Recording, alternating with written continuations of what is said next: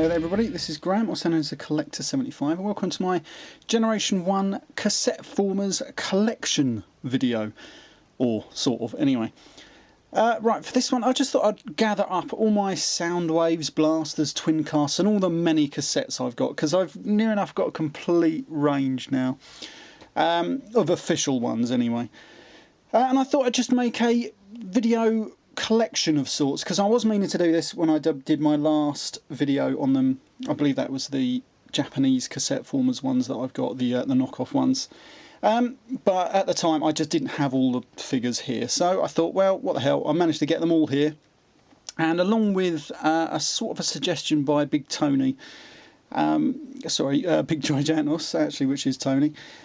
He suggested, why don't I do like a collection video of all my Transformers. I would love to, but I just do not have the room, and trying to either bring them all to where I'm living now from my mum's house would just be a bit of a nightmare, and trying to do it there would take me absolutely ages, and no doubt my brothers and my dad would mess them all up.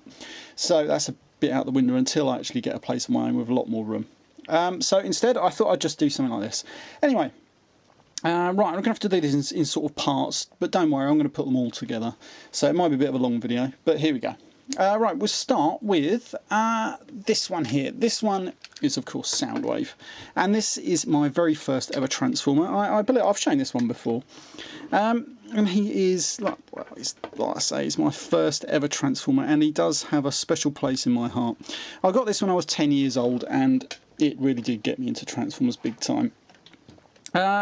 He's very played with. The stickers on him are from repro labels. This is actually from when repro labels never actually was able to cut out all the stickers, so you had to do that yourself. And it was on a heavier sort of metallic-y paper.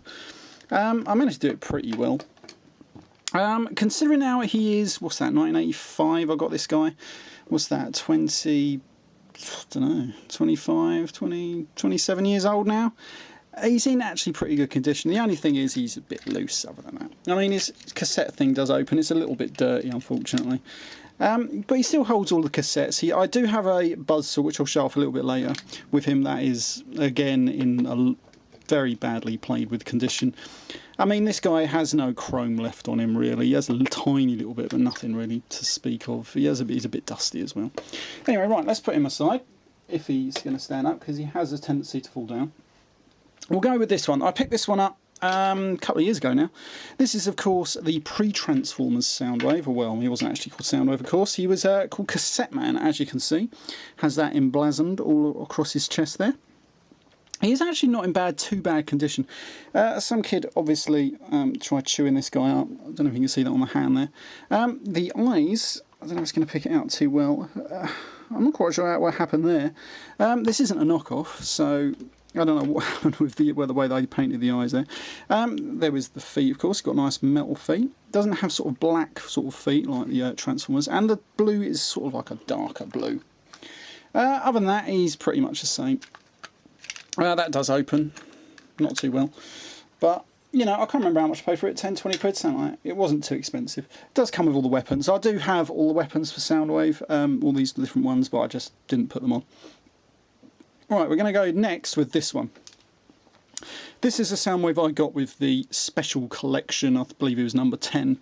I only want to show this one off because this is a sort of like an evolution of Soundwave from Soundblaster backwards in a sort of a way. As you can see, he only holds the one cassette, but he has the raised buttons here, much like you would see on a Soundblaster, with the connector ports on the outside rather than what you would see if I just grab my original Soundwave. These were on the inside. As you can see, there's a comparison there.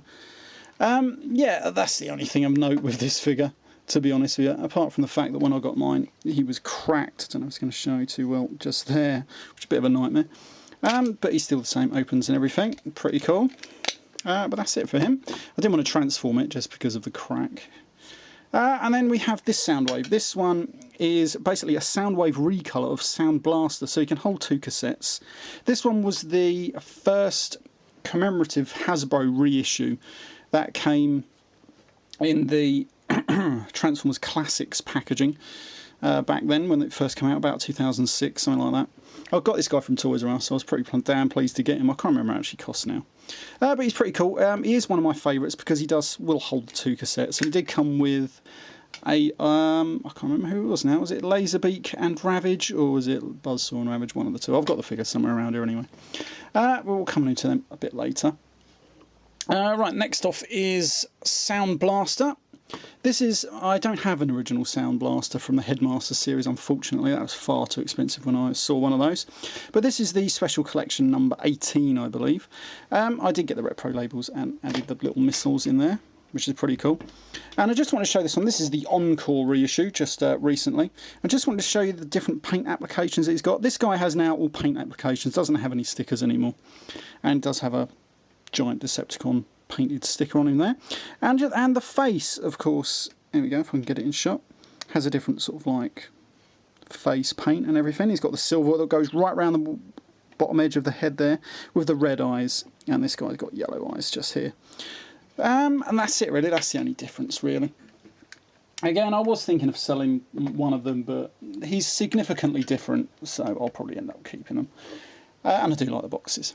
Right, let's move on now to the Autobots. And this is Blaster, of course, this is the original one. Yeah, I should move this back a little bit really. Oh, sorry about that everybody. There we go, as you can see. This is Blaster, this is my original Blaster. He's pretty cool. I do have the special collection reissue one of these, don't I? I just bought all of them really. He's not too bad, he's big. I don't have the pre-Transformers Diaclone version, which is a bit of a shame, because I would like to have got that. Which did have the working radio as well on it. And then we come on to the twincast model. This is recoloured into blue. I know his head's out of shot here, but I'll get onto that in a minute. It was recoloured into blue, and now can hold 2 cassettes, whereas Blaster could only hold 1. This one is my original Japanese release, C116 release, and it comes with yellow eyes. Sorry about holding them at a funny angle. It's just that I can't really move my camera too well at this angle. Yeah, it does come with yellow eyes, and this guy, which is the Encore reissue from a few months ago, comes with blue eyes, which is pretty cool, and a gold face, whereas that one has a silver face. And look, all these are now painted applications, whereas this guy had just stickers and everything like that. Other than that, near enough exactly the same. The quality's great. These, I love it how these open, pretty cool. He can hold still to 2 cassettes, and he does come with another cassette if he wants to open. There he goes. And right, in fact, let me just get onto the cassettes now. Right, so we're back now with most of the original Generation 1 cassettes. We shall start with, let me think, let's go for the Autobots. First of all, when Blaster was released, there wasn't actually no cassettes for him. Then when the movie came around, they released a few cassettes for him, which was pretty handy. We have this guy and this guy. This is Rewind and Eject, and they were pretty simple robots, actually. Not as good as the original Generation 1 Decepticon robots, but equally not too bad. You could sort of like have the weapons positioned in this sort of like configuration behind their back by putting them into little holes, but you can put them on the other side, so they've got like more of attack mode, pretty much like the original Decepticon cassettes really. But they're not too bad. I do have a couple of these in the box actually. Again, they're okay, not my favourite one. And then we're going to go with this guy. This is Ramhorn. This is from the recent Encore Big Mission re-releases. I sold my original one because I had this with the gold weapons from that release, and I do have one of these still sealed on a card from its original American release. What was I going to say? Yeah, I don't know if I've ever said this before, but one time I was at a meeting back in about 1998, and I remember I'd spent quite a lot of money. I think I bought Black, Zarek and a few others, and I had no money left, and I was eternally gutted because this guy turned up with all the original Generation 1 cassettes like Ravage, Rumble, Rat-Bat, all on Japanese cards in a big box. And I think he was selling them for like 10 quid each or £12 each, and they were, all of them, had Rat-Bat with all the gold weapons, all of them with gold weapons and stuff like that. I mean, I was so gutted at the time. I just did not have no money, and when I think about now how much they're worth, so there we go. Never mind. Anyway, let's move on. So next after that, of course, was Steeljaw. This is my Steeljaw from my original Twincast release. He does come with stickers and not the painted applications, which is more common. He's not bad. He's not my favourite one, if I'm honest with you. And then here we have him with the gold weapons. This is from the recent Big Mission Encore release as well. I prefer him with the gold weapons, if I'm honest with you. And then we're going to move on to the original now, Decepticon. Actually, no, let's stick with the Autobots. After them, the only ones released after that was this fella. This is Rain Dance and Grand Slam. This is them in their separate modes. They do combine into a larger robot, but I have shown them before. I wanted just to go for the separate modes. This guy is a spaceship of some sort, and this guy is a tank, if you can call it that. Doesn't really look too much like a tank to me, but there we go. Right, then after that, we didn't get no more Autobot ones, really. Not until, I believe, the actual Encore twincast release, which did come with a couple of new ones. This one is Night Stalker, which is a black version of Steeljaw, but now with Ravage's weapons, which is not too bad, actually. Again, that character was originally a Marvel UK comic character, so it's quite nice that he got a bit of a homage to there. He's not going to stand up. And this guy is Stripes, which is a orange recolour of Ravaged, but with gold Steeljaw's weapons, which is pretty cool. I believe this guy was supposed to be in Transformers the movie, but for some reason got written out. Anyway, right, so that's the Autobot ones done. Let's go for the Decepticon ones. Let's start with this guy here. This is my original Buzzsaw from when I was a kid. He is really in quite beat up condition. The stickers are really peeling off and everything, and inside there I've had to fix the head with super glue and an old matchstick to keep the head on. The guns are broken off and everything, but I do have a new Buzzsaw here. This one is from, I believe, the Soundblaster reissue that came with a Buzzsaw, so I've got a new Buzzsaw there. He does come with the little sticker under there for the Fortress Maximus weak points and stuff, and he's pretty cool. Just going to pop him back down there and pop that one back down there. After that, of course, we've got Laserbeak. This is my original Laserbeak. As you can see, a lot of the chrome wear on his weapons and everything, but he is still a great toy. I did love these ones. So after Buzzsaw and Laserbeak, we have Ravage. This is my original Ravage. He's got a little bit of play wear, as you can see. He's a little bit loose. And under these chrome-worn weapons, which I might exchange for some new ones. This guy says Takara on him. I have never ever seen another one that says Takara on him. All the others say Japan. The only ones that used to get the same Takara were the Diaclone ones, but as far as I knew, the only Diaclone ones was a blue one and a brown one, so don't know where he came from, but I don't think he's that rare, to be honest with you. Maybe someone out there knows. Anyway, but this one is a new one I got, as you can see, it says Japan on it. And this guy is from the recent Sound Blaster release. But it's got a bit of a loose leg, unfortunately. Sometimes the quality control on later Transformers, especially the Generation 1, is not as good as it should be, really. So after them, we have probably two of the best known and best actual robots. Here we go. This is Rumble and Frenzy. As you can see, these ones are my original ones, and this guy, at one point I broke his leg there and managed to fix it using another old Rumble that I found. Great one, and I tried doing something with the head, and unfortunately now it stays down there. I can raise it up. I was thinking of trying something myself, like taking the actual spring out and making a mechanism where you could just pop the head up and it would stay in position. But I don't know, I might go around to doing that, I don't know yet.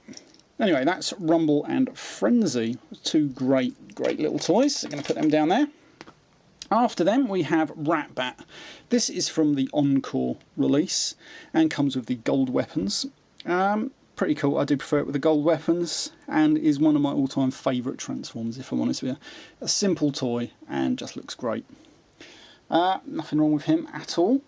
Then after Ratbat came two new cassettes. We had Slugfest and Overkill. Two great looking Transformers. This one's alright. This has a little spring on those, which is pretty cool. And for Overkill, he does have an opening jaw, which is pretty cool. Kind of reminds me of Trapjaw from Masters of the Universe, actually. But he is a pretty cool one. I put him over there, like that. Then who are we going to come on to after that? We had Squawk Talk and Beast Box. These were two combining cassettes, of course, which form the robot Squawk Box. Again, I just kept them in their single modes. And they're pretty cool. I love this guy. Pretty damn cool, and you can't go wrong with that one. Shame he just doesn't stand up too well. Right, so we're going to put them down there, and then after them, I believe that was the last actual original Generation 1 cassettes we got, but then we got a couple of new ones with the Encore reissues, which is Enemy over here. He is quite a good one, I like him. Doesn't come with all these, which were stickers, are now painted on, which is pretty cool.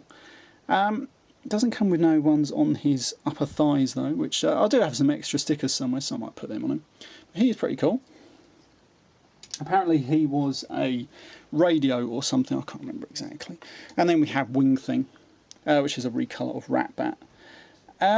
Not too bad actually, I love the black chromed weapons. I'd love to do something different with some other weapons, which I'm going to come on to very shortly.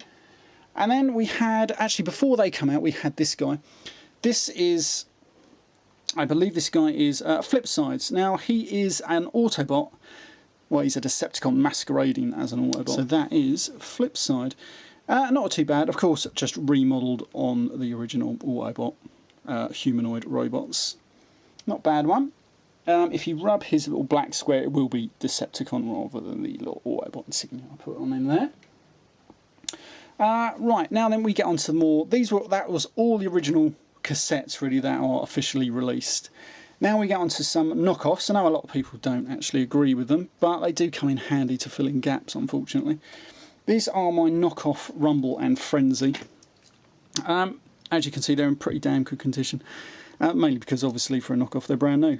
You can't fault them on a lot of aspects. Some of the joints are loose, so they do have problems staying together, especially when you put them in cassette mode because of the spring inside them.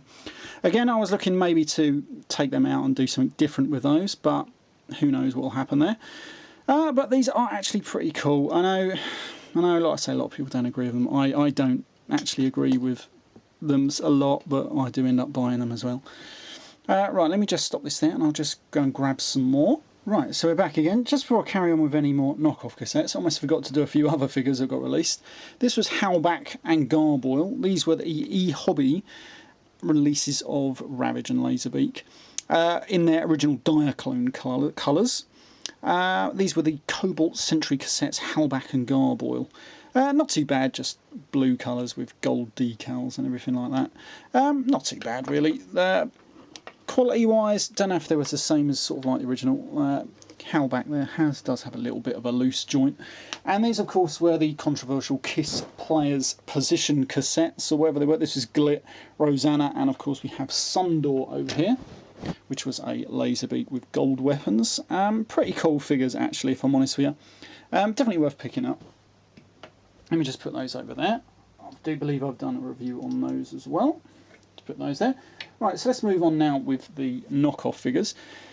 Again, not everyone likes them. These were some highly anticipated ones, especially by me. These were the Japanese exclusive combining cassettes. I can't remember their names offhand. I know there were Noise Graphic, Leg Out, and somebody else. I can't remember. Actually, I think Leg Out was one of the combined forms. The names do escape me. They do have some strange names. But they were pretty cool. And quality-wise, they're actually not that bad, considering. Mine had a few loose joints, but I'm sure I could tighten them up if I really wanted to. And then we have the last one over here, which was a kind of a Tyrannosaurus or something.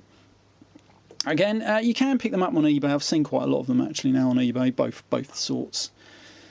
Usually range to about the £50 mark, or could even be a bit more, unfortunately.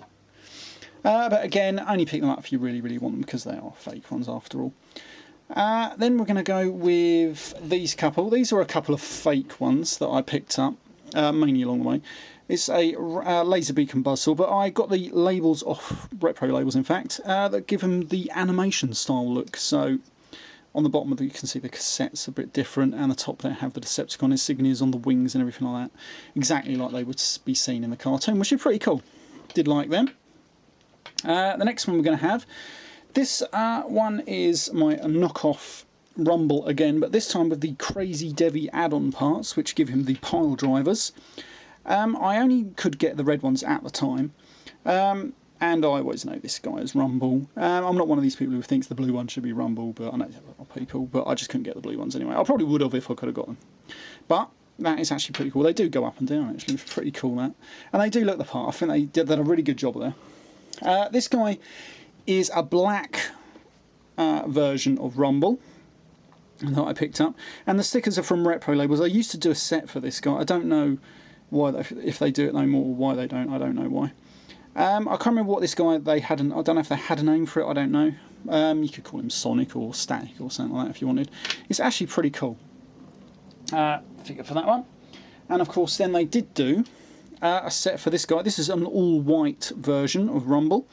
I put the guns on the wrong way around. I was thinking of trying to get him some different guns, like a rat bat gun or something like that. He's some sort of medic. I believe they called him White Noise, and like I said, they just did an extra set of stickers for him, which is pretty good actually. I really do like those ones. They just add a few different figures. When you bought the set of them, you could get this guy. This is a white laser beak. I just kept him as a Decepticon or anything like that. He's alright, not too bad actually.